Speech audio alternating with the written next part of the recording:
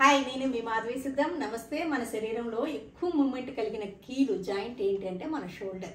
దాదాపు 360 డిగ్రీస్లో మన షోల్డర్ని తిప్పుతూ ఉంటాం. అయితే మన షోల్డర్కి సంబంధించిన అనేక రకాల సమస్యలు ఏజ్ వైజ్గా ఏర్పడతాయనే చెప్పుకోవచ్చు.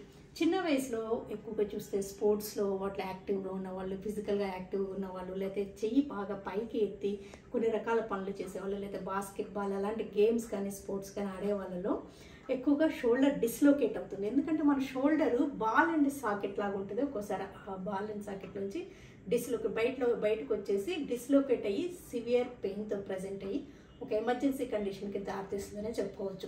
అయితే వెంటనే డాక్టర్ దగ్గరికి వెళ్తే సెట్ చేస్తూ ఉంటారు. అయితే ఒక్కసారి డిస్లోకేట్ అయిన వాళ్ళకి మళ్ళీ అయ్యే రిస్క్ ఉంటుంది కాబట్టి జాగ్రత్తగా ఉండాల్సి ఉంటుంది. ఎక్కువసారి డిస్లోకేట్ అయితే మాత్రం తప్పకుండా సర్జరీ చేస్తుంటారు. ఇంకా తర్వాత మిడిల్ ఏజ్లో అండ్ ఒక సర్టన్ ఏజ్ వచ్చాక చూసే సమస్యల్లో ఫ్రోజన్ షోల్డర్ అని చెప్పుకోవచ్చు. ఫ్రోజన్ షోల్డర్ అనేది ఎక్కువగా నాన్ డయాబెటిక్స్లో కూడా చూస్తుంటాము అండ్ డయాబెటిక్స్లో ఎక్కువనే చెప్పుకోవచ్చు. దాదాపు 30% డయాబెటిక్స్లో ఫ్రోజన్ షోల్డర్ అనే కండిషన్ ఉంటుంది. ఫ్రోజన్ షోల్డర్ అంటే దాదాపు షోల్డర్ ఫ్రీజ్ అయిపోయినట్టు, కొన్ని మూమెంట్స్ డిస్ట్రిక్ట్ అయిపోవడం, వాళ్ళు చిన్న పనులు కూడా చెయ్యి పైకెత్తి చేయలేకపోవడం, ఇలాగ ఉండడమే కాకుండా సివియర్ పెయిన్తో ప్రజెంట్ అవుతూ ఉంటుంది. వీళ్ళకి ఫస్ట్ ఫిజియోథెరపీతో వాటితో మేనేజ్ చేయడానికి ట్రై చేస్తారు. ఇంకా స్టిల్ సమస్య చాలా సివియర్గా ఉంటే ఇంకా ఇంజెక్షన్ కానీ ఇప్పుడు నవడేస్ లేటెస్ట్గా రిలీజింగ్ టెక్నిక్స్ ఎన్నో అందుబాటులోకి వచ్చి సేమ్ డేనే రిలీఫ్ ఉండేటట్టు చేయగలుగుతున్నారు.